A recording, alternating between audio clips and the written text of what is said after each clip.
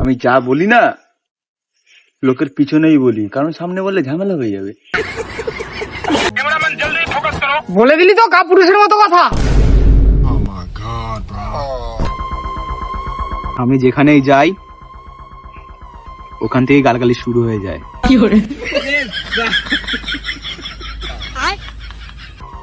এই যে আমি যেখানেই যাই না কেন গালকে ফেরত চলে আসি।